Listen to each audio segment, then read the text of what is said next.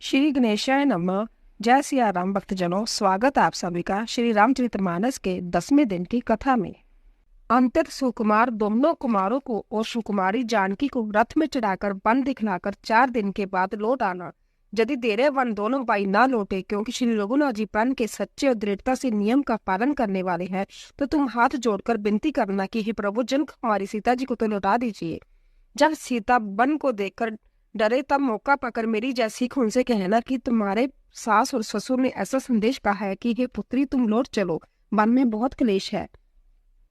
कभी पिता के घर, कभी ससुराल, जहां तुम्हारी इच्छा हो वहीं रहना। इस प्रकार तुम बहुत से उपाय करना। यदि सीता जी लौट आई तो मेरे प्राणों को सहारा हो जाएगा, नहीं तो अंत में मेरा मरण ही होगा। विधाता के विपरीत होने पर कुछ वश नहीं चलता। हाँ राम, लक्ष्मण और सीता को लाकर दिखाओ। ऐसा कहकर राजा मूर्छित होकर पृथ्वी पर गिर पड़े। सुमंतर जी राजा की आज्ञा पाकर सिर नवाकर और बहुत जल्दी रथ जुड़वाकर वहां गए जहां नगर के बाहर सीता सहित दोनों भाई थे। तब वहां पहुंचकर सुमंतर जी ने राजा के वचन श्री रामचंद्र जी को सुनाए और विनती करके उनको रथ पर चढ़ाया। सीता जी सहित दोनों भाई रथ पर चढ़कर हृदय में अयोध्या को सिर नवाकर चले। श्री रामचंद्र जी को जाते हुए और अयोध्या को नाथ होते हुए देखकर सब लोग व्याकुल होकर उनके साथ बोलिए। कृपा के समुद्र श्री राम जी उन्हें बहुत तरह से समझाते हैं तो वह लौट जाते हैं, परंतु प्रेम वश फिर लौट आते हैं।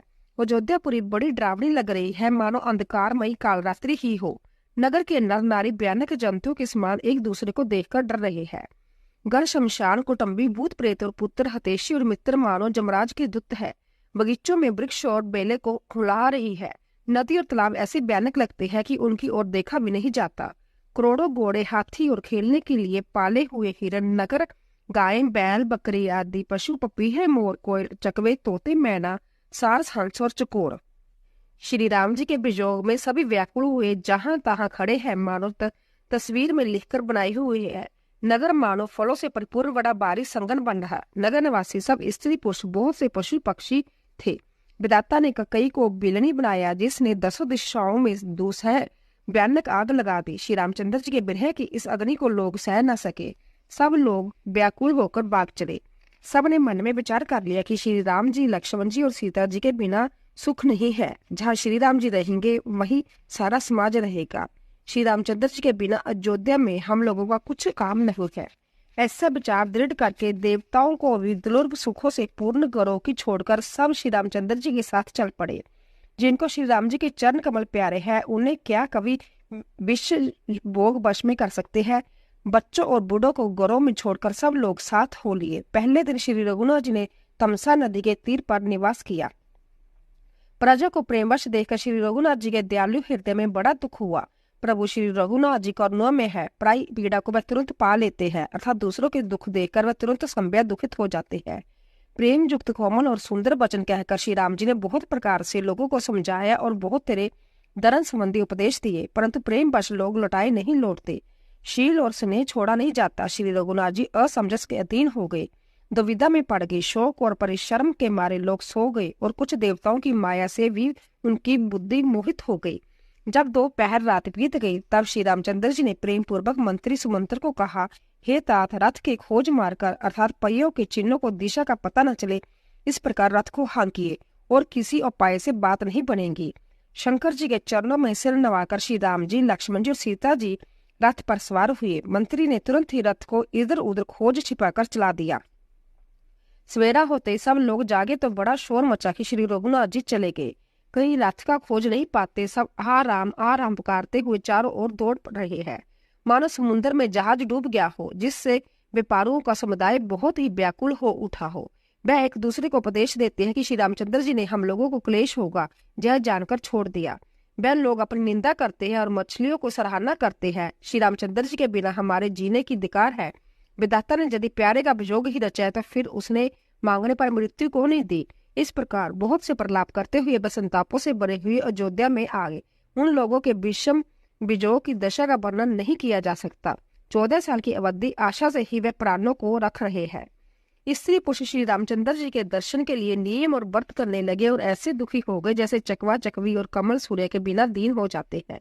सीता जी और मंत्री से दोनों भाई श्रृंगारपुर जा पहुंचे। वहां गंगा जी को देखकर श्री राम जी रथ से उतर पड़े और बड़े हर्ष के साथ उन्होंने दंडवत की। लक्ष्मण जी, सुमंत्र और सीता जी ने भी प्रणाम किया। सबके साथ श्री रामचंद्र जी ने सुख पाया। गंगा जी की समस्त आनंद मंगलों की मूल है। वह सब सुखों को करने वाले और सब पीड़ाओं को हरने वाले है। अनेक कथा प्रसंग कहते हुए श्री राम जी गंगा जी के तरंगों को देख रहे हैं। उन्होंने मंत्री को छोटे भाई लक्ष्मण जी को और प्रिया सीता जी को देवनंदी गंगा जी की बड़ी महिमा सुनाई। इसके बाद सबने स्नान किया, जिससे मार्ग का सारा थकावट दूर हो गई और पवित्र जल पीते ही मन प्रसन्न हो गया। जिनके स्मरण मात्र से महान श्रम मिट जाते हैं, उनको श्रम होना या केवल लौकिक नर लीला है। शुद्ध सचिदानंदन कंद स्वरूप सूर्य कुल के ध्वजा रूप भगवान श्री रामचंद्र जी मनुष्य का सदृश ऐसे चरित्र करते हैं जो संसार रूपी समुद्र के पार उतरने के लिए पुल के समान है। जब निषाद राजगृह ने यह खबर पाई, तब आनंदित होकर उसने अपने प्रियजनों और भाई बंधुओं को बुला लिया और बेंटे देने के लिए फल मूल कंद लेकर उन्हें बारों में भरकर मिलने के लिए चला। उसके हृदय में हर्ष का पार नहीं था। दंडवत करके बेंट सामने रखकर वह अंतत प्रेम से प्रभु को देखने लगा। श्री रघुनाथ जी स्वाभाविक स्नेह के वश होकर उसे अपने पास बैठाकर कुशल पूछी। निषाद राज ने उत्तर दिया कि हे नाथ, आपके चरण कमलों के दर्शन से ही कुशल आज मैं भाग्यवान पुरुषों की गिनती में आ गया। हे देव, या पृथ्वी धन और घर सब आपका है, मैं तो परिवार सहित आपका नीच सेवक हूँ। अब कृपा करके पुर में पधारिए और इस दास की प्रतिष्ठा बढ़ाइए, जिससे सब लोग मेरे भाग्य की बड़ाई करें। श्री रामचंद्र जी ने कहा, हे सुजान सखा, तुमने जो कुछ कहा है सब सत्य है, परंतु पिताजी ने मुझको और ही आज्ञा दी है। उनकी आज्ञा अनुसार मुझे 14 वर्ष तक मुनियों का व्रत और वेश धारण कर और मुनियों को योग्य आहार करते हुए वन में ही बसना है। गांव के भीतर निवास करना उचित नहीं। यह सुनकर ग्रह को बड़ा दुख हुआ। श्री राम जी, लक्ष्मण जी और सीता जी के रूप को देखकर गांव के स्त्री पुरुष प्रेम के साथ चर्चा करते हैं। कोई कहता है, ए सखी, कहो तो वह माता पिता कैसे है जिन्होंने ऐसे सुंदर सुकुमार बालकों को वन में बेच दिया। कोई एक कहता है, राजा ने अच्छा ही किया, इसी बहाने हमें भी ब्रह्मा ने नेत्रों का लाभ दिया।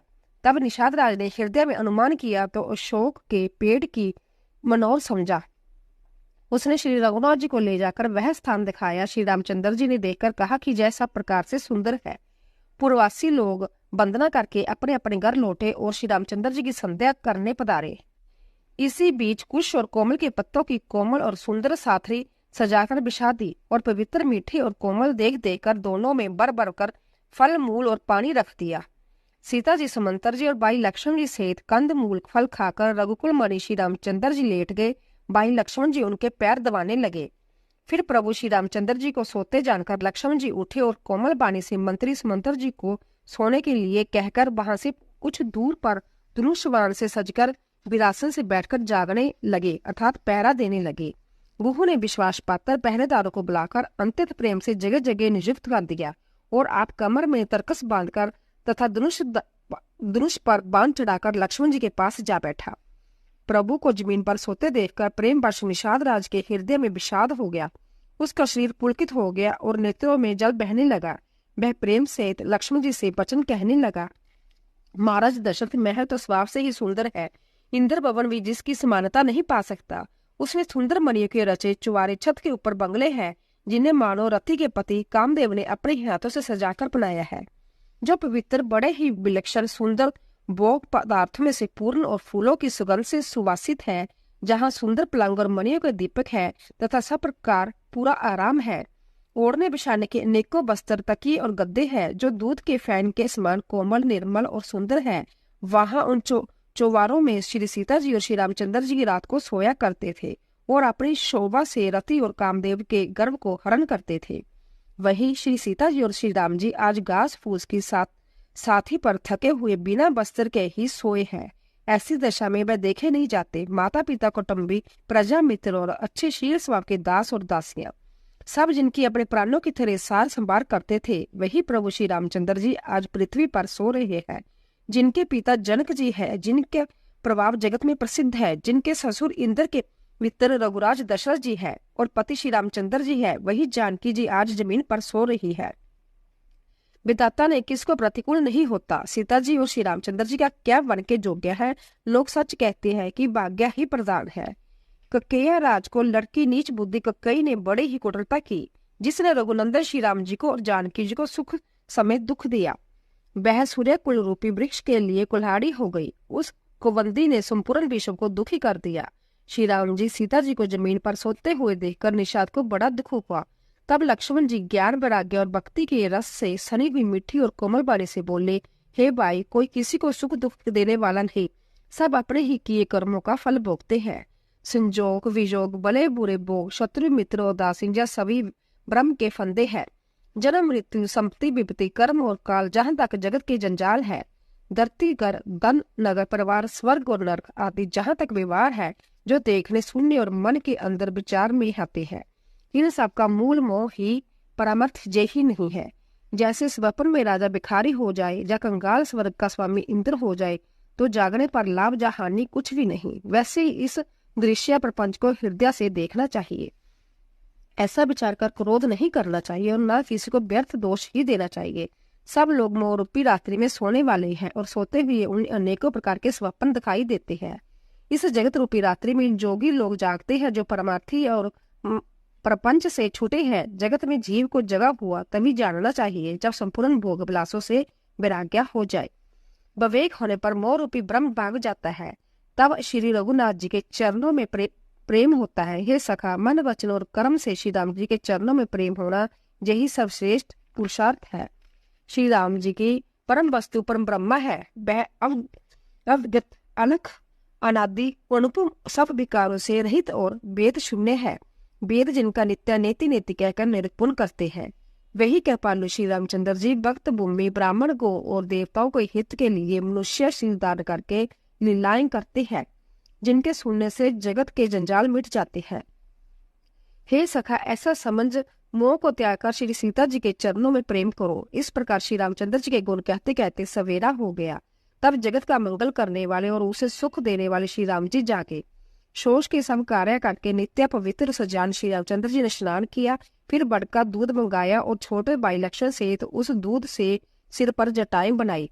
जल देकर सुमंत्र जी के नेत्रों में जल छा गया। उनका हृदय अंतर जलने लगा, मुंह में उदास हो गया। वे हाथ जोड़कर अंत्यत दीन वचन बोले, हे नाथ, मुझे कौशलनाथ दशरथ जी ने ऐसी आज्ञा दी है कि तुम रथ लेकर श्री राम जी के साथ जाओ। बन दिखाकर गंगा स्नान कराकर दोनों भाइयों को तुरंत लौट लाना। सब संशय संकोच के दूर करके लक्ष्मण जी, राम, सीता जी को फिरा लाना। महाराज ने ऐसा कहा था, अब प्रभु जैसा कहे मैं वही करूं, मैं आपकी बलिहारी हूँ। इस प्रकार विनती करके वह श्री रामचंद्र जी के चरणों में गिर पड़े और उन्होंने बालक की तरह रो दिया और कहा, हे तात, कृपा करके वही कीजिए जिससे अयोध्या अनाथ ना हो। श्री राम जी के मंत्री को उठाकर देरिया बांधते हुए समझाया कि हे तात, आपने धर्म के सभी सिद्धांतों को शान डाला है। शिवी, दधीची और राजा हरिश्चंद्र ने धर्म के लिए करोड़ों कष्ट सहे हैं। बुद्धिमान राजा रंतिदेव और बलि बहुत से संकट सहकर भी धर्म को पकड़े रहे हैं। वेद शास्त्र पुराणों में कहा गया है कि सत्य के समान दूसरा धर्म नहीं। मैंने उस धर्म को सहज ही पी लिया है। इसका त्याग करने से तीनों लोगों का अपजश छा जाएगा। प्रतिष्ठ पुरुष के लिए अपजश की प्राप्ति करोड़ों मृत्यु के समान भीषण संताप देने वाली है। हे तात, मैं आपसे अधिक क्या कहूँ, लौटकर उत्तर देने में भी पाप का भागी होता हूँ। आप जाकर पिताजी के चरण पकड़कर करोड़ों नमस्कार साथ ही हाथ जोड़कर विनती करिएगा कि तात, आप मेरी किसी बात की चिंता न करें। आप भी पिता के समान ही मेरे बड़े हितैषी हैं। हे तात, मैं हाथ जोड़कर आपसे विनती करता हूँ कि आपका भी सब प्रकार वही कर्तव्य हो जिसमें पिताजी हम लोगों के सोच में दुख न पावे। श्री रघुनाथ जी और सुमंत्र का जय समाद सुनकर निषाद राज कुटुंबों सहित व्याकुल हो गया। फिर लक्ष्मण जी ने कुछ कड़वी बात कही। प्रभु श्री रामचंद्र जी ने उसे बहुत ही अनिश्चित जानकर उनको मना किया। श्री रामचंद्र जी ने सुख चाहकर अपनी सौगंध दिलाकर सुमंत्र जी से कहा कि आप जाकर लक्ष्मण जी का जय संदेश ना कहिएगा। सुमंत्र ने फिर राजा का संदेश कहा कि सीता बन के क्लेश ना सह सकेगी, अतः जिस तरह सीता अयोध्या को लौट आवे तुमको श्री रामचंद्र जी को वही उपाय करना चाहिए, नहीं तो मैं बिल्कुल ही बिना सहारे के होकर वैसे ही नहीं जीऊंगा जैसे बिना जल के मछली नहीं होती। सीता का मायके और ससुराल में सब सुख है। जब तक जब विपत्ति दूर नहीं होती तब तक वह जब जहां जी चाहे वही सुख से रहेगी। राजा ने जिस तरह विनती की है वह दीनता और प्रेम कहा नहीं जा सकता। कृपा निधान श्री रामचंद्र जी ने पिता का संदेश सुनकर सीता जी को करोड़ों प्रकार से सीख दी। उन्होंने कहा, जो तुम घर लौट जाओ तो सास, ससुर, गुरु, परिजन, कुटुंबी सबकी चिंता मिट जाए। पति के वचन सुनकर जानकी जी कहती है, प्राणपति, हे परम स्नेही, सुनिए। हे प्रभु, आप करुणामय और परम ज्ञानी है, कृपा करके विचार तो कीजिए। शरीर को छोड़कर छाया अलग कैसे रोकी रह सकती है? सूर्य की प्रभा सूर्य को छोड़कर कहीं जा सकती है और चांदनी चंद्रमा को त्याग कर कहाँ जा सकती है? इस प्रकार पति को उस पर मेरी विनती सुनाकर सीता जी मंत्री से सुहावनी बाणी से कहने लगी, आप मेरे पिताजी और ससुर जी के समान मेरा हित करने वाले हैं। आपको मैं बदले में उत्तर देती हूँ, जय बहुत ही अनुचित है, किंतु हे तात मैं अर्थ होकर भी आपके सम्मुख हुई हूँ कि आप बुरा न मानिए। आर्यपुत्र के चरण कमलों में बिना जगत में जहां तक नाते हैं सभी मेरे लिए व्यर्थ है। मैंने पिताजी की ऐश्वर्य की छटा देखी है, जिनकी चरण रखने की चौकी से सब श्रोमणी राजाओं के मुकुट मिलते हैं। ऐसे पिता का गर्व भी जो सब प्रकार से सुखों का भंडार है, पति के बिना मेरे मन को भूल कर भी नहीं बाता। मेरे ससुर जी कौशलराज चक्रवर्ती सम्राट है, जिनका प्रभाव 14 लोकों में प्रकट है। इंद्र भी आगे होकर जिनका स्वागत करता है और अपने आधे सिंहासन पर बैठने के योग्य लिए स्थान देता है। ऐश्वर्य और प्रभावशाली ससुर, अयोध्या के निवास प्रिय कुटुंबी और माता के समान सासुएं जय कोई भी श्री रघुनाथ जी के चरण कमलों के रज के बिना मुझे स्वप्न में भी सुखदायक नहीं लगते। दुर्गम रास्ते, जंगली धरती, पहाड़, हाथी, सिंह, अथाह तालाब एवं नदियां, कुआं, व्हील, हिरन और पक्षी रघुनाथ जी के साथ रहते जय सभी मुझे सुख देने वाले होंगे। अंत सास और ससुर के पांव पकड़कर मेरी ओर से विनती कीजिएगा कि वह मेरा कुछ भी सोच न करे। मैं वन में स्वभाव से ही सुखी हूँ। वीरों में अग्रह तथा धनुष और तर्कश दान किए मेरे प्राणनाथ और मेरे प्यारे देवर साथ है। इससे मुझे न तो रास्ते की थकावट है, न भ्रम है और न मेरे मन में कोई दुख ही है। आप मेरे लिए भूल कर भी सोच ना करें। सुमंतर जी सीता जी की शीतल बाणी सुनकर ऐसे व्याकुल हो गए जैसे सांप मणिक होकर जाने पर।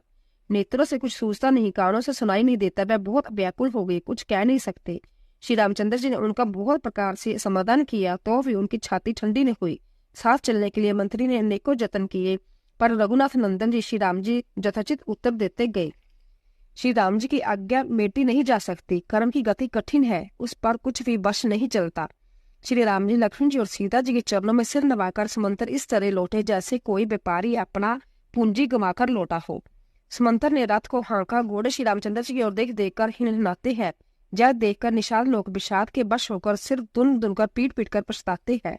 जिनके विजोग में पशु इस प्रकार व्याकुल है, उनके विजोग में प्रजा माता पिता कैसे जीते रहेंगे। श्री रामचंद्र जी ने जबरदस्ती समंतर को लौटाया, तब आप गंगा जी के तीर पर आए। श्री राम जी ने केवट से नाव मांगी, पर वह लाता नहीं। वह कहने लगा, मैंने तुम्हारा वेद जान लिया है। तुम्हारे चरण कमलों की धूल के लिए सब लोग कहते हैं कि वह मनुष्य बना देने वाली कोई जड़ी है, जिसके छूते ही पत्थर की शिला सुंदरी स्त्री हो गई। काठ पत्थर से कठोर हो तो होता ही नहीं, मेरी नाव भी मुनि की स्त्री हो जाएगी और इस प्रकार मेरी नाव उड़ जाएगी। मैं लुट जाऊंगा अथवा रास्ता रुक जाएगा, जिससे आप पार ना हो सकोगे और मेरी रोजी मारी जाएगी, मेरी कमाने खाने की राह ही मारी जाएगी। मैं तो इसी नाव से सारे परिवार का पालन पोषण करता हूँ, दूसरा कोई धंधा नहीं जानता। हे प्रभु, यदि तुम अवश्य ही पार जाना चाहते हो तो मुझे पहले अपने चरण कमलों को धो लेने के लिए कह दो। हे नाथ, मैं चरण कमल धोकर आप लोगों को नाव पर चढ़ा लूंगा। मैं आपसे कुछ त्राई नहीं चाहता। हे राम, मुझे आपकी दुहाई और दशरथ जी की सौगंध है, मैं सब सच कहता हूँ। लक्ष्मण भले ही मुझे तीर मारे, पर जब तक मैं पैरों को पखार न लूंगा तब तक हे तुलसीदास के नाथ, हे कृपालु, मैं पार नहीं उतारूंगा। केवट के प्रेम में लिपेटे हुए अटपटे वचन सुनाकर करुणादाम श्री रामचंद्र जी जानकी जी और लक्ष्मण जी की ओर देखकर हंसे। कृपा के समुद्र श्री रामचंद्र जी केवट से मुस्कुराकर बोले, भाई तू वही कर जिससे तेरी नाव न जाए। जल्दी पानी ला और पैर धो ले, देर हो रही है, पार उतार दे। एक बार जिनका नाम स्मरण करते ही मनुष्य अपार भवसागर के पार उतर जाते हैं, और जिन्होंने जगत को 3 पग से भी छोटा कर दिया था, 2 ही पग में त्रिलोकी को नाप लिया था, वही कृपालु श्री रामचंद्र जी गंगा जी से पार उतारने के लिए केवट की निहोरा कर रहे हैं। प्रभु के इन वचनों को सुनकर गंगा जी की बुद्धि मोह से खिंच गई कि जय साक्षात भगवान होकर भी पार उतारने के लिए केवट का निहोरा कैसे कर रहा है। परंतु समीप पाने पर अपने उत्पत्ति स्थान पदन खो को देखते ही उन्हें पहचान कर देवनदी गंगा जी हर्षित हो गई। मैं समझ गई कि भगवान नरलीला कर रही है, इससे उनका मोह नष्ट हो गया और इन चरणों का स्पर्श प्राप्त करके मैं धन्य होंगी। जय विचार कर वह हर्षित होगी। केवट श्री रामचंद्र जी की आज्ञा पाकर कठौते में भरकर जल ले आया। अंततः आनंद और प्रेम मगन से उमंग कर वह भगवान के चरण कमल दौड़ने लगा। सब देवता फूल बरसाकर सहने लगे कि इसके समान पुण्य की राशि कोई नहीं। चरणों को धोकर और सारे परिवार सहित संभ्या उस जल को पीकर पहले उस महान पुण्य द्वारा अपने पितरों को भवसागर के पार कर फिर आनंद पूर्वक प्रभु श्री रामचंद्र जी को गंगा जी के पार ले गया। निषाद राज और लक्ष्मण जी सहित श्री सीता जी और श्री रामचंद्र जी उतरकर गंगा जी की रेत में खड़े हो गए। तब केवट ने उतरकर दंडवत की। उसको दंडवत करते हुए देखकर प्रभु को संकोच हुआ कि इसको कुछ दिया नहीं। पति की हृदय की जानने वाली सीता जी ने आनंद से भरे मन से अपनी रतन जड़ित अंगूठी उतारी। कृपालु श्री रामचंद्र जी ने केवट से कहा, नाव की उतराई लो। केवट ने व्याकुल होकर चरण पकड़ लिए। उसने कहा, हे नाथ, आज मैंने क्या नहीं पाया। मेरे दोष, दुख और दरिद्रता की आग आज बुझ गई है। मैंने बहुत समय तक मजदूरी की, विधाता ने आज बहुत अच्छी भरपूर मजदूरी दे दी है। हे नाथ, हे दीनदयाल, आपकी कृपा से अब मुझे कुछ नहीं चाहिए। लौटती बार आप मुझे जो कुछ देंगे मैं प्रसाद में सिर चढ़ाकर लूंगा। प्रभु श्री रामचंद्र जी, लक्ष्मण जी और सीता जी बहुत जतन किया, पर केवट कुछ नहीं लेता। तब करुणा के दाम भगवान श्री रामचंद्र जी ने निर्मल भक्ति का वरदान देकर उसे विदा किया। फिर रघुकुल के स्वामी श्री रामचंद्र जी ने स्नान करके पार्थिव पूजा की और शिव जी को सिर नवाया। सीता जी ने हाथ जोड़कर गंगा जी से कहा, हे माता, मेरा मनोरथ पूरा कीजिएगा, जिससे मैं पति और देवर के साथ कुशल पूर्वक लौट आकर तुम्हारी पूजा करूं। सीता जी की प्रेम रस में सनी हुई विनती सुनकर तब गंगा जी की निर्मल जल में से श्रेष्ठ वाणी हुई, हे रघुवरी प्रीतमा जानकी, सुनो, तुम्हारा प्रभाव जगत में किसे नहीं मालूम।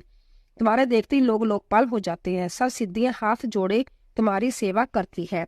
तुमने जो मुझको बड़ी विनती सुनाई, जय तो मुझ पर कृपा है कि और मुझे बढ़ाई दी, तो भी हे देवी, मैं अपनी वाणी सफल होने के लिए तुम्हें आशीर्वाद दूंगी।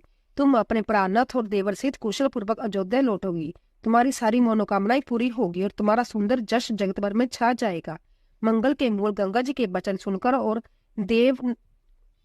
देव नदी अनुकूल देखकर सीता जी आनंदित हुई। तब प्रभु श्री रामचंद्र जी ने निषाद राज ग्रह से कहा कि हे भैया, अब तुम घर जाओ।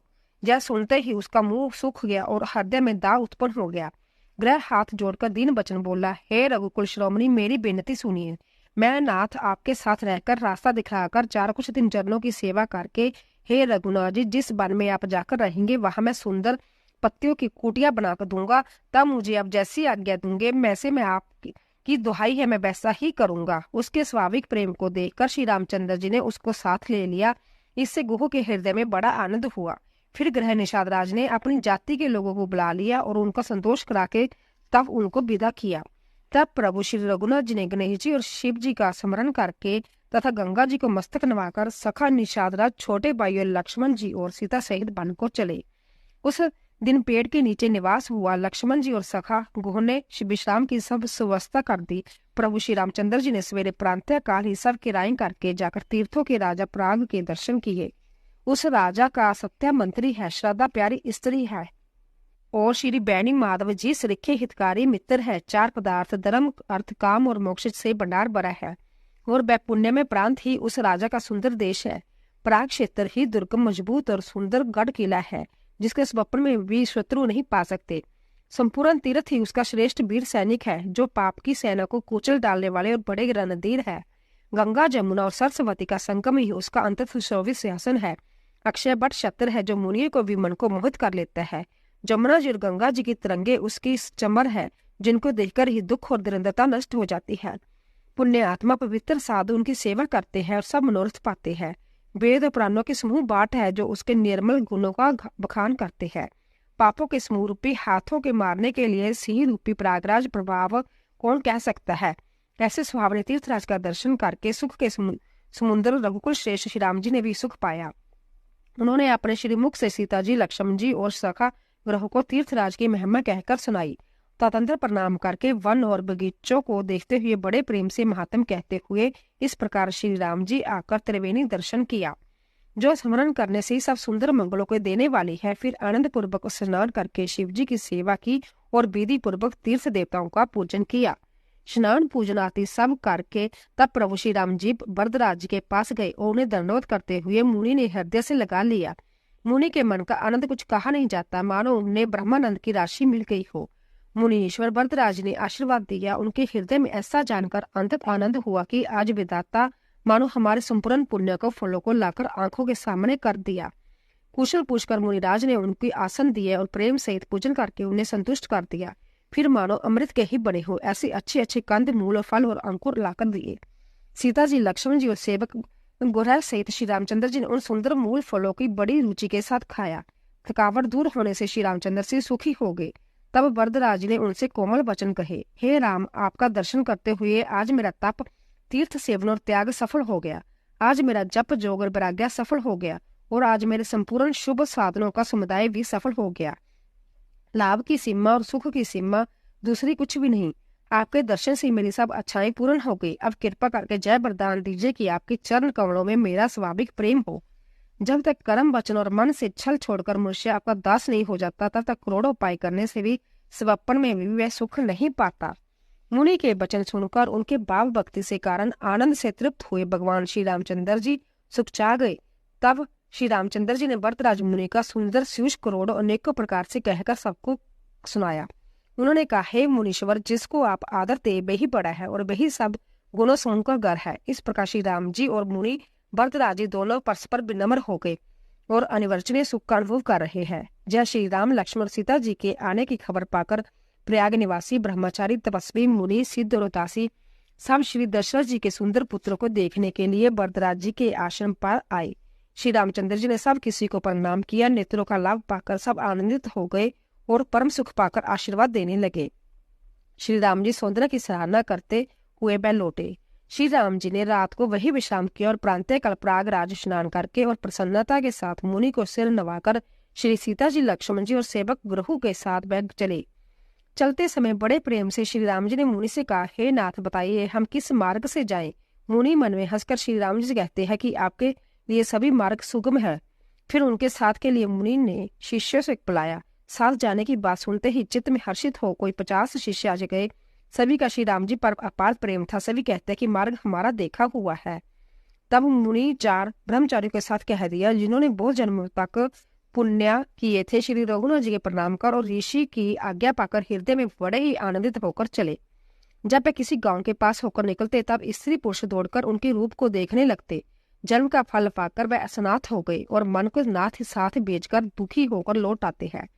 तदंतर श्री राम जी विनती करके चारों ब्रह्मचारियों को विदा किए। वह मनचाही वस्तु पाकर लौटे। जमुना जी के पार उतरकर सबने जमुना जी के जल में स्नान किया, जो श्री रामचंद्र जी के शरीर के समान ही श्याम रंग की थी। जमुना जी के किनारे पर रहने वाले स्त्री पुरुष सब अपना अपना काम भूलकर दौड़े और लक्ष्मण जी, श्री राम जी और सीता जी के सौंदर्य देखकर अपने भाग्य की बड़ाई करने लगे। उनके मन में बहुत सी लालसाएं भरी थी, पर वह राम गांव पूछते ही सुखचाते थे। उन लोगों में जो व्यू वृद्ध और चतुर थे, उन्होंने युक्ति से श्री रामचंद्र जी को पहचान लिया। उन्होंने सब कथा सब लोगों को सुनाई कि पिताजी की आज्ञा पाकर जब वन को चले हैं। जय सुनकर सब लोग दुखित हो पछतावा करे कि रानी और राजा ने अच्छा नहीं किया। उसी अवसर पर वहां एक तपस्वी आया, जो तेज का पुंज, छोटी अवस्था और सुंदर था। उसकी गति कवि नहीं जानते थे, अथवा वह कवि था जो अपना परिचय नहीं देना चाहता था। वह बैरागी के वेश में था और मन, वचन और कर्म से श्री रामचंद्र जी का प्रेमी था। इस तेज पुंज ताप के प्रसंग को कुछ टीकाकार क्षेपक मानते और कुछ लोगों को देखने में जय वह प्रासंगिक और ऊपर से जोड़ा हुआ सा जान भी पड़ता है, परंतु जय सभी प्राचीन प्रकृतियों में है। गोसाई जी ने लौकिक और वो भी पुरुष थे। पता नहीं वह जहाँ इस प्रसंग के रखने में क्या रहस्य है, परंतु जय संक्षेप तो नहीं। इस तामस को जब कवि अलखित करती है, तब निश्चय पूर्वक कौन क्या कहता है। हमारी समझ में जब तामस जा तो श्री हनुमान जी थे अथवा दयानस तुलसीदास जी थे। अपनी इष्ट देव को पहचान कर उसके नेत्रों में जल भर आया और शरीर पुलकित हो गया। वह दंड की बांति पृथ्वी पर गिर पड़ा। उसकी दशा का वर्णन नहीं किया जा सकता। श्री राम जी ने प्रेम पूर्वक पुलकित होकर उसके हृदय को लगा लिया। उसे इतना आनंद हुआ कि मानो कोई महादरिद्री मनुष्य पारस पा गया हो। सब कोई कहने लगे कि मानो प्रेम और परम तत्व दोनों शरीर धारण करके मिल रहे हैं। फिर वह लक्ष्मण जी के चरणों में लगा। उन्होंने प्रेम से उमंग कर उसको उठा लिया। फिर उसने सीता जी के चरण धूल के अपने सिर पर धारण किया। माता सीता जी भी उसको अपना छोटा बच्चा जानकर आशीर्वाद दिया। फिर निषाद राज ने उसको दंडवत की। श्री रामचंद्र जी का प्रेमी जानकर वह उस निषाद से आनंदित होकर मिला। वह तपस्वी अपने नेत्र रूपी दोनों से श्री राम जी की सौंदर्य सुधा का पान करने लगा और ऐसे आनंदित हुआ जैसे कोई भूखा आदमी सुंदर भोजन पाकर आनंदित होता है। इधर गांव की स्त्री कह रही है, हे सखी, कहो तो वह माता पिता कैसे हैं जिन्होंने ऐसे सुंदर सुकुमार बालकों को वन में भेज दिया।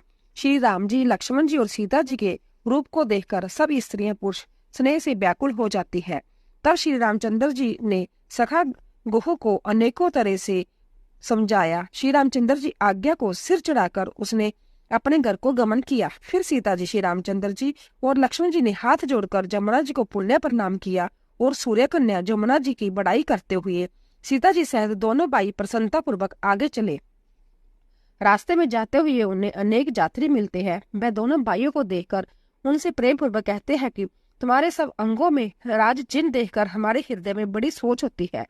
तुम लोग रास्ते में पैदल ही चल रहे हो। इस हमसे हमारी समझ में आता है कि ज्योतिष शास्त्र झूठा है। बारी जंगल और बड़े बड़े पहाड़ों का दुर्गम रास्ता है, जिस पर तुम्हारे साथ सुकुमारी स्त्री है।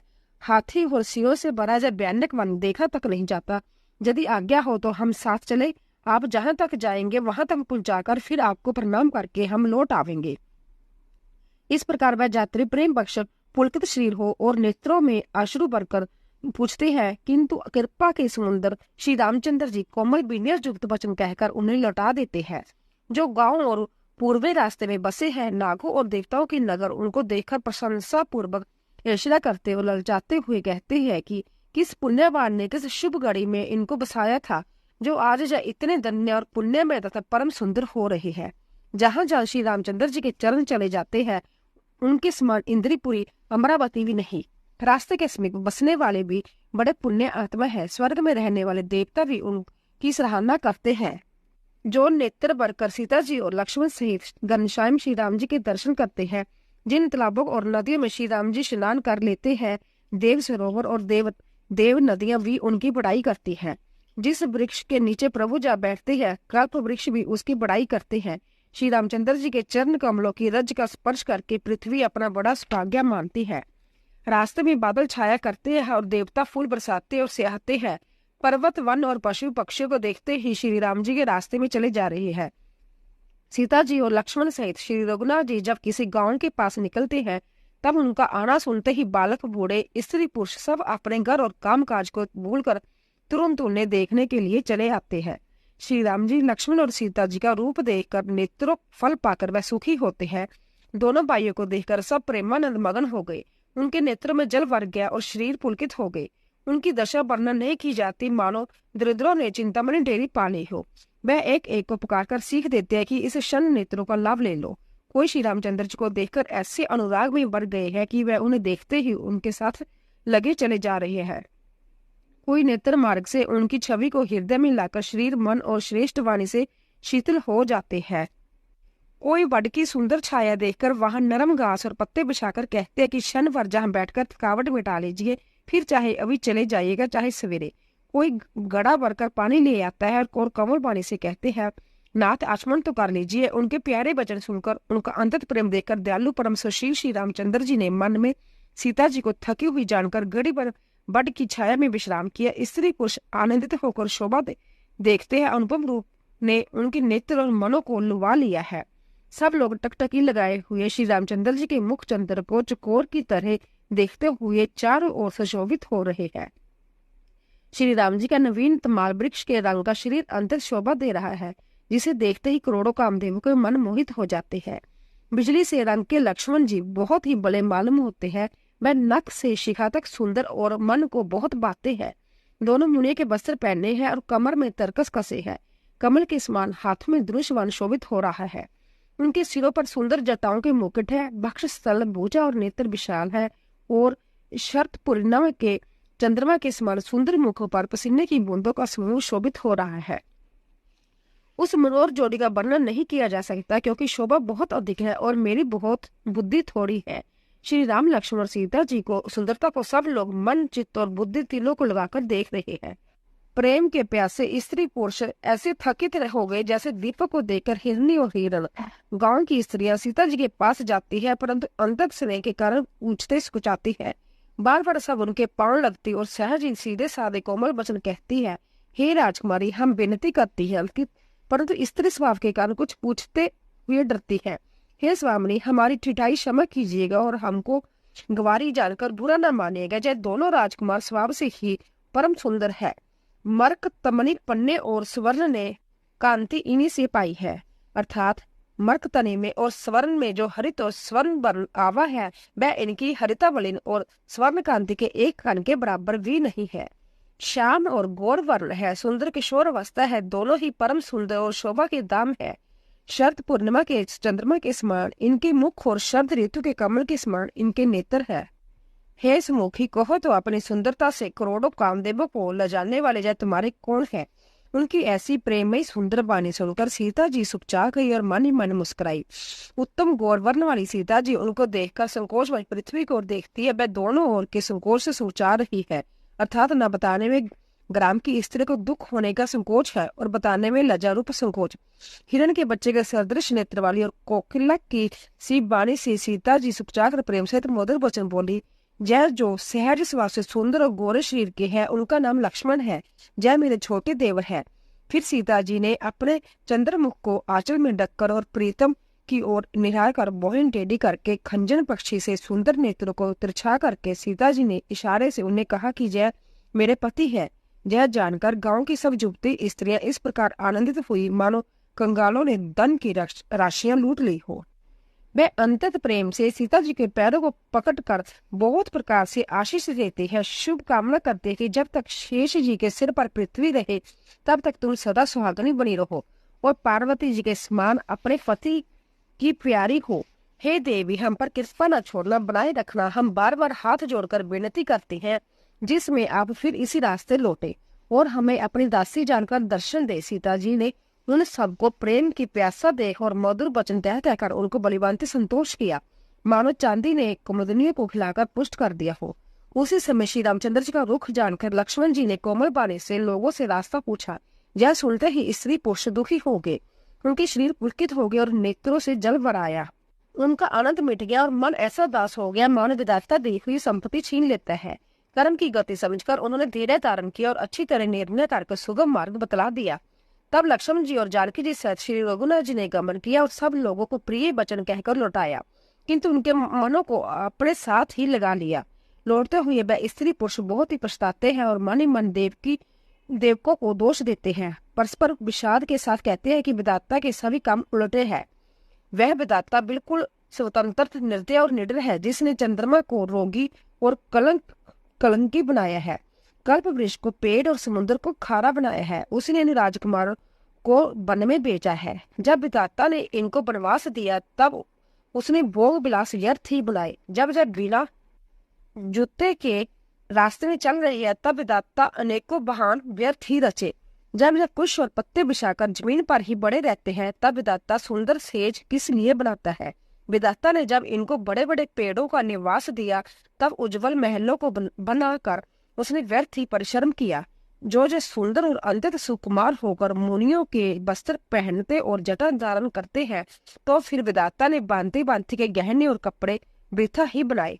जो कंद मूल फल खाते हैं तो जगत में अमृत आदि भोजन व्यर्थ है। कोई एक कहते हैं जय स्वाद से ही सुंदर है, जय अपने आप प्रकट होते हैं, ब्रह्मा के बनाए नहीं है।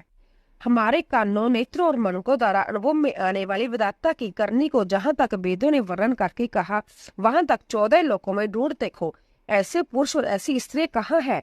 कहीं भी नहीं है। इसमें सिद्ध है कि यह विधाता के 14 लोकों के अलग है और अपनी महिमा से भी आप निमृत है। इन्हें देखकर विधाता का मन मुग्ध हो गया। तब वह भी इन्हीं की उपमा के जोग दूसरा स्त्री पुरुष बनाने लगा। उसने बहुत परिश्रम किया परंतु कोई उसकी अटकल ही नहीं आया। इसी आश्रय के मारे उसने इनको जंगल में लाकर छिपा दिया।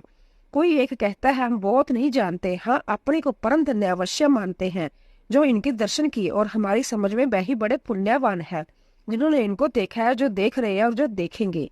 इस प्रकार प्रिय वचन कह कहकर सब प्रेमाश्रु जल भर लेते और कहते हैं कि जय अंतर सुकुमार शरीर वाले कठिन मार्ग में कैसे चलेंगे। स्त्रियां स्नेहवश बिल्कुल हो जाती है, मानो संध्या के समय बावी विजोग पीड़ा से सो रही हो, दुखी हो रही हो। इनके चरण कमलों को कोमल तथा मार्ग को कठोर जानकर वह विस्तृत हृदय से उत्तम वाणी कहती है। इनकी कोमल और लाल लाल चरणों को छूते ही पृथ्वी वैसे ही सुखचा जाती है जैसे हमारे हृदय सुखचा जाते हैं। जगदीश्वर ने यदि इन्हें वनवास ही दिया तो सारे रास्तों को पुष्पमय क्यों नहीं बना दिया। यदि ब्रह्मा से मांगे मिले तो हे सखी, हम तो उनसे मांगकर इन्हें अपनी आंखों में ही रखे। जो स्त्री पुरुष इस अवसर पर नहीं आए वह श्री सीता जी राम जी को नहीं देख सके। उनके सौंदर्य को सुनकर वह व्याकुल होकर पूछते हैं कि भाई अब तक तो वे कहाँ तक गए होंगे, और जो समर्थ वह दौड़ते ही जाकर उनके दर्शन कर लेते हैं और जन्म का परम फल पाकर विशेष आनंदित होकर लौटते हैं। गर्भवती, प्रसूता आदि अबला स्त्रियां, बच्चे और बूढ़े हाथ मलते और पछताते हैं। इस प्रकार जहाँ जहाँ श्री रामचंद्र जी जाते हैं वहाँ लोग प्रेम के वश में हो जाते हैं। सूर्य कुल रूपी कुमिंदरी के प्रफुल्लित करने वाले चंद्रमा स्वरूप श्री रामचंद्र जी के दर्शन कर गांव गांव ऐसा ही आनंद हो रहा है। जो लोग वनवास दिए जाने का कुछ भी समाचार सुन पाते हैं तो वह राजा रानी को दोष लगाते हैं। कोई एक कहता है कि राजा बहुत ही अच्छे हैं जिन्होंने हमें अपने नेत्रों का लाभ दिया। स्त्री पुरुष सभी आपस में सीधी स्नेह भरी सुंदर बातें कर रहे हैं। वह कहते हैं कि वह माता पिता धन्य है जिन्होंने इन्हें जन्म दिया। वह नगर धन्य है जहाँ से जहाँ आए हैं। वह देश पर्वत वन और गांव धन्य है और वही स्थान धन्य है जहाँ जहाँ जाते हैं। ब्रह्मा ने उसी को रचकर सुख पाया है जिसके जय श्री रामचंद्र जी सब प्रकार के शेष नहीं है। पथिक रूप श्री रामचंद्र जी लक्ष्मण जी की सुंदर कथा सारे रास्ते और जंगल में छा गई। रघुकुल रूपी कमल के खिलाने वाले सूर्य श्री रामचंद्र जी इस प्रकार मार्ग के लोगों को सुख देते हुए सीता जी और लक्ष्मण जी सहित वन को देखते हुए चले जा रहे हैं। आगे श्री राम जी और पीछे लक्ष्मण जी सुशोभित है।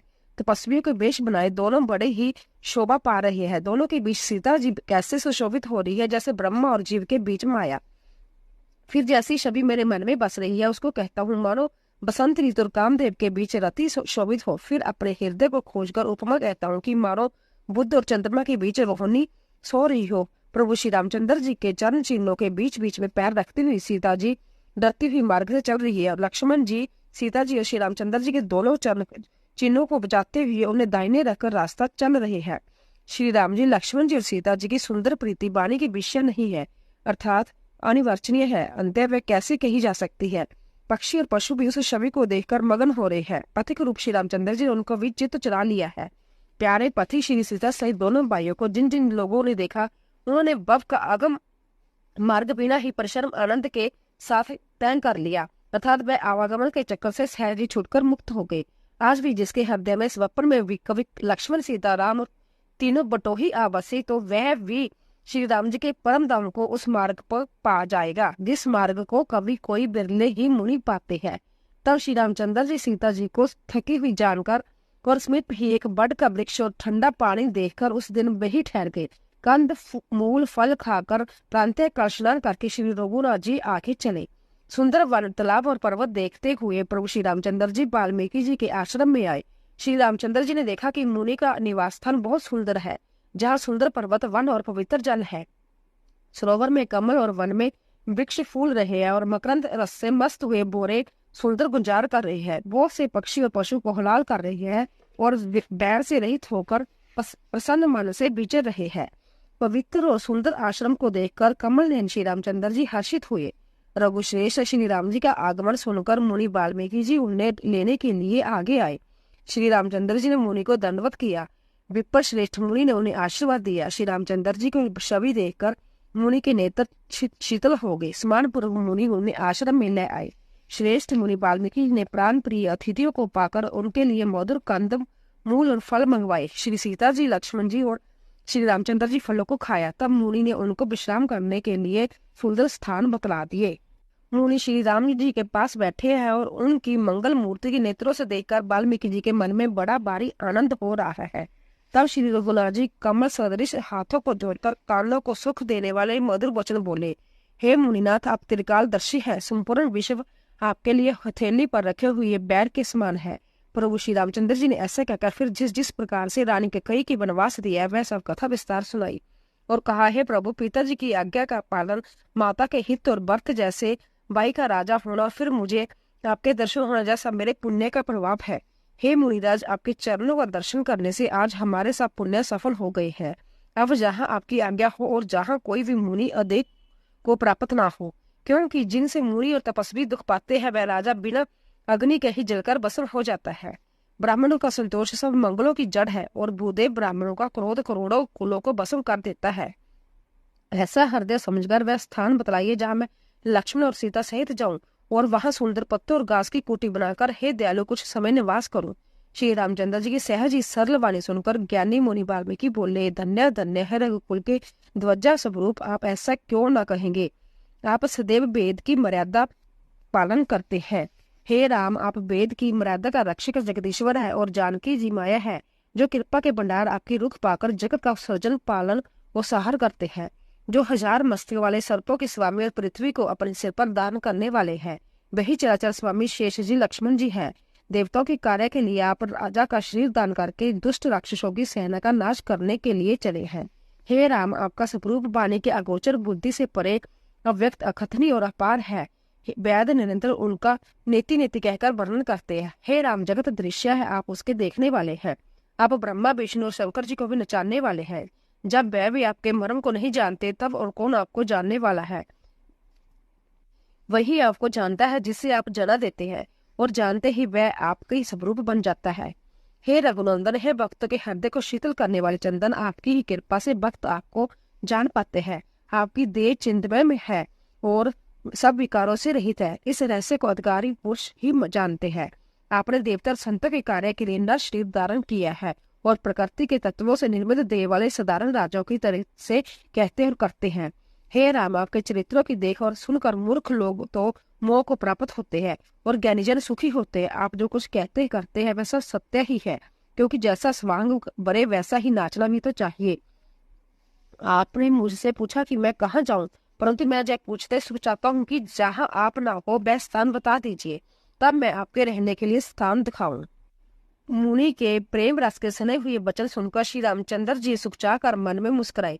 वाल्मीकि जी हंसकर फिर अमृत रस में डुबोई हुई मीठी वाणी बोले, हे राम जी, सुनिए, अब मैं वह स्थान बताता हूँ जहाँ आप सीता जी और लक्ष्मण जी समेत निवास करिए, जिनके कान समुद्र के बांति आपकी सुंदर कथा रूपी अनेकों सुंदर नदियों से निरंतर बढ़ते रहते हैं, परंतु कभी पूरे तृप्त नहीं होते। उनकी हृदय आपके लिए सुंदर घर है, और जिन्होंने अपने नेत्रों का चातक बना रखा है, जो आपके दर्शन रूपी मेघ के लिए सदा ललायित रहते हैं, तथा जो बारी बारी नदियों, समुद्र और झीलों का निरादर करते हैं और आपके सौंदर्य के एक बूंद जल से सुखी हो जाते हैं।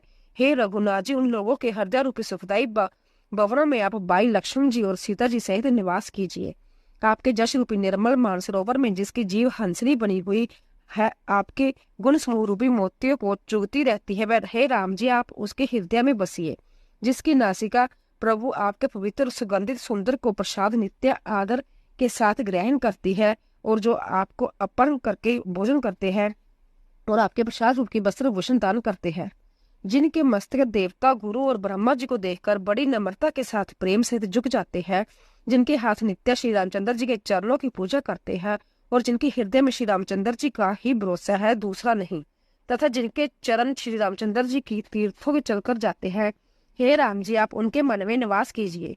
जो नित्य आपके मंत्र राज जपते हैं और परिवार सहित आपकी पूजा करते हैं, जो अनेकों प्रकार से तर्पण कर और हवन करते हैं, तथा ब्राह्मणों को भोजन कराकर बहुत दान देते हैं, तथा जो गुरु के हृदय में आपसे भी अधिक जानकर सर्व भाव से सम्मान करते हैं, उनकी सेवा करते हैं, और ये सब कर्म करके सबका एकमात्र यही फल मांगते हैं कि श्री रामचंद्र जी के चरणों में हमारी प्रीति हो।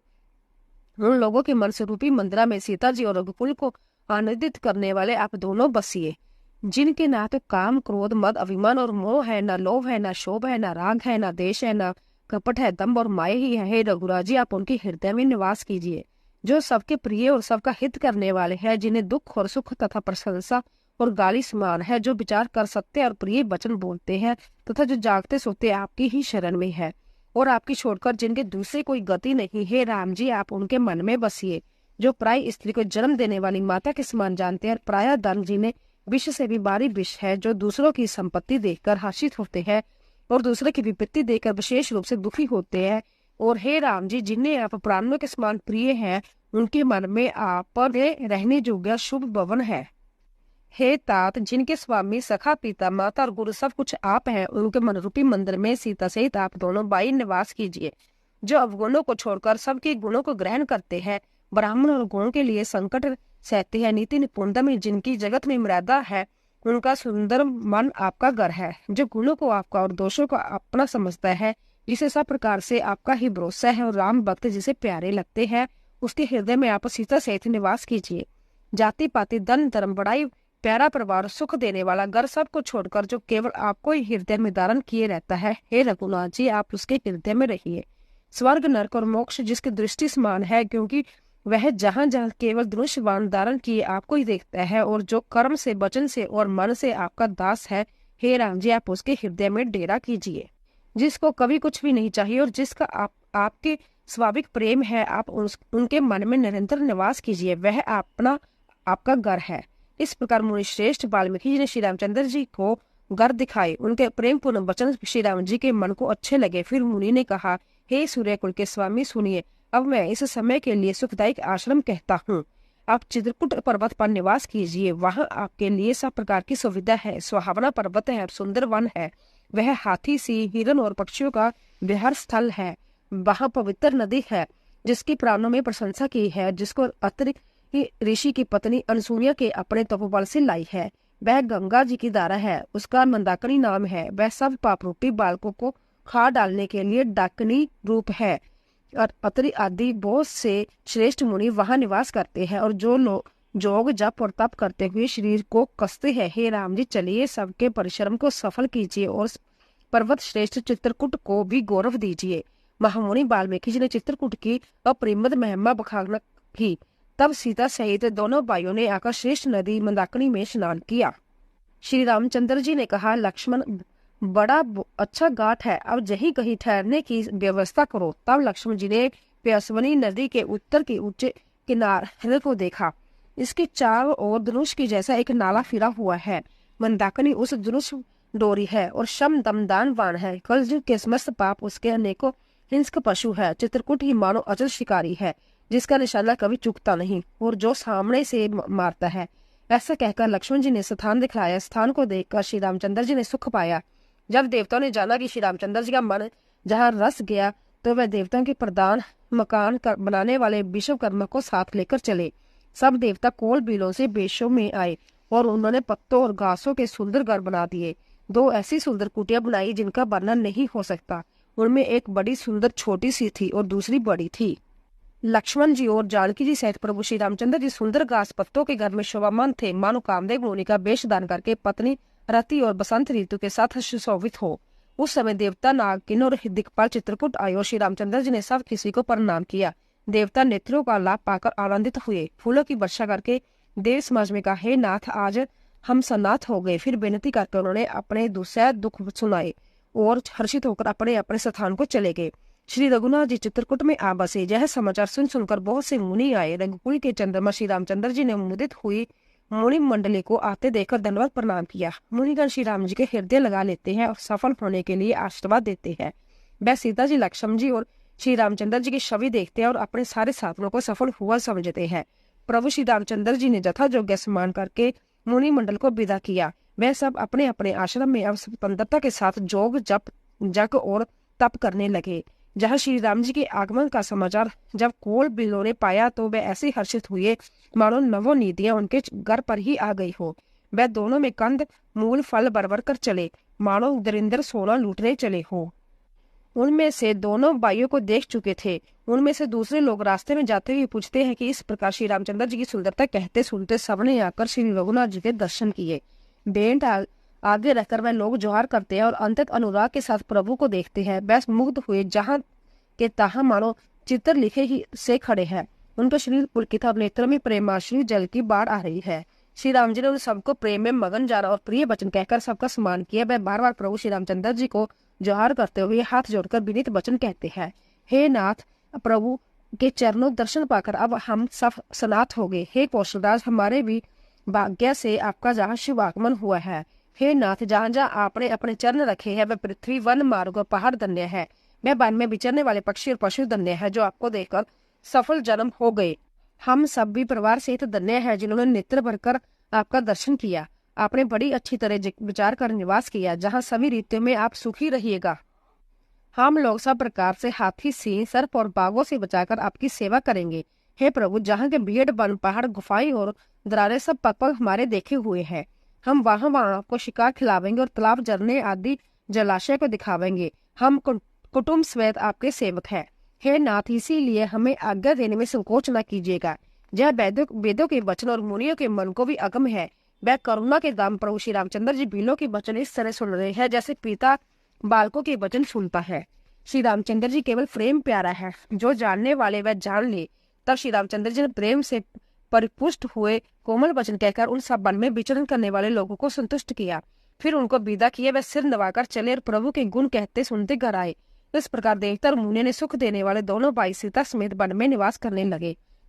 जब से श्री रघुनाथ जी वन में आकर रहे तब से वन मंगलदायक हो गया। अनेकों प्रकार के वृक्ष फूलते और फलते हैं और उन पर लिपटी हुई सुंदर बेलों के मंडप तने हैं। वह कल्प वृक्ष के समान स्वाभाविक ही सुंदर है, मानो वह देवताओं के वन को छोड़कर आए हो। बोरों की पंक्तियां बहुत ही सुंदर गुजार करती है और सुख देने वाली शीतल मंद सुगंधित हवा चलती रहती है। नीलकंठ, कोयल, तोते, पपीहे, चकवे और चकोर आदि पक्षी कानों को सुख देने वाले और चित्त को चुराने वाले तरह तरह की बोलियां बोलते हैं। हाथी, सिंह, बंदर, सुअर, हिरन जैसा बैर छोड़कर साथ साथ विचरते हैं। शिकार के लिए फिरते हुए श्री रामचंद्र जी छवि को देखकर पशुओं के समूह विशेष आनंदित होते हैं। जगत के जहाँ तक देवताओं के वन है, सब श्री राम जी के वन को देख रहे हैं। गंगा, सरस्वती, सूर्यकुमारी, जमुना, नर्मदा, गोदावरी आदि तन्या नदियां, सारे तालाब, समुद्र, नदी और अनेकों नद सब मंदाकिनी की बड़ाई करते हैं। उदयांचल और अस्तांचल, कैलाश, मंदराचल और सवेरु आदि सब वो देवताओं के रहने के स्थान है। और हिमालय आदि जितने पर्वत सभी चित्रकूट का जश करते हैं। विंध्याचल बड़ा आनंदित है, उसके मन में सुख समाता नहीं, क्योंकि उसने बिना परिश्रम से ही बहुत बड़ाई पा ली है। चित्रकूट के पंक्षी, पशु, बैल, वृक्ष, तृण, उकरांदरी सभी जातीय पुण्य के राशि हैं और धन्य है देवता दिन रात ऐसा कहते हैं। आंखों वाले जीव श्री रामचंद्र जी को देखकर जन्म का फल पाकर शोक रहित हो जाते हैं और अचर भगवान की चरण रज का स्पर्श पाकर सुखी होते हैं, जो सभी परमानंद के अधिकारी हो गए हैं। वह वन और पर्वत स्वाभाविक की सुंदर, मंगलमय और अंतत पवित्र को भी पवित्र करने वाला है। उसकी महिमा किस प्रकार कही जाए, जहाँ सुख के समुद्र श्री राम जी निवास करते हैं। क्षीर सागर को त्याग कर और अयोध्या को छोड़कर जहाँ सीता जी, लक्ष्मण जी श्री राम जी के आकर रहे, उस वन की जैसी परम शोभा है, उसको हजारों मुख वाले जो लाख शेष जी हो तो वह भी नहीं कह सकते। उसे भला मैं किस प्रकार से वर्णन करके कह सकता हूँ।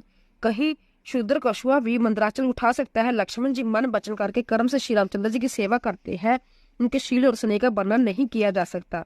शन शनिवार में श्री सीता जी के चरणों के देखकर और अपने ऊपर उनका स्नेह जानकर लक्ष्मण जी स्वप्न में भी भाइयों, माता पिता और घर को याद नहीं करते। श्री रामचंद्र जी के साथ सीता जी अयोध्यापुरी कुटुंब के लोग और घर की याद भूलकर बहुत ही सुखी रहते हैं। शन शनिवार पति श्री रामचंद्र जी के चंद्रमा के समान मुख को देखकर वह वैसे ही परम प्रसन्न रहती है जैसे चकोरी चंद्रमा को देखकर। स्वामी का प्रेम अपने प्रति नित्य बढ़ता हुआ देखकर सीता जी ऐसी हर्षित होती है जैसे दिन में चकवी। सीता जी का मन श्री राम जी के चरणों में अनुरुक्त है, इससे उनका वन हजारों अवध के समान प्रिय लगता है। प्रीतम के साथ पर्णकुटी प्यारी लगती है, मृग और पक्षी प्यारे कुटुंबियों के समान लगते हैं। मुनियों की स्त्रियां सास के समान, श्रेष्ठ मुनि ससुर के समान और कंद मूल फलों का आहार उनको अमृत से समान लगता है। स्वामी के साथ सुंदर साध्वी सैकड़ों कामदेव की सेजों के समान सुख देने वाली है, जिनके देख मात्र से जीव लोकपाल हो जाते हैं। उनको कहीं भोग विलास मोहित कर सकते हैं। जिन श्री रामचंद्र जी का स्मरण करने से ही भक्तजन तमाम भोग विलास को तिनके के समान त्याग देते हैं, उन श्री रामचंद्र जी की प्रिय पत्नी और जगत की माता सीता जी के लिए यह भोग विलास कुछ भी आश्चर्य नहीं है। सीता जी और लक्ष्मण जी को जिस प्रकार सुख मिले, श्री रघुनाथ जी वही करते हैं और वही कहते हैं। भगवान प्राचीन कथाएं और कहानियां कहते हैं और लक्ष्मण जी तथा सीता जी अंतत सुख मानकर सुनते हैं। जब जब श्री रामचंद्र जी को अयोध्या याद आती है, तब तब उनके नेत्र में जल फर आता है। माता पिता, कुटुंबी और भाइयों तथा भक्त के प्रेमशील और सेवा भाव को याद करके कृपा के समुद्र प्रभु श्री रामचंद्र जी दुखी हो जाते हैं, किंतु कुछ समय समझकर धीरज दान कर लेती है। श्री रामचंद्र जी को दुखी देखकर सीता जी और लक्ष्मण जी व्याकुल हो जाते हैं, जैसे किसी मनुष्य की परछाई उस मनुष्य के समान ही चेष्टा करती है। सियापति रामचंद्र भगवान की जय। तो दोस्तों, आशा करती हूँ कि आपको हमारी रामचरितमानस की कथा अवश्य पसंद आई होगी।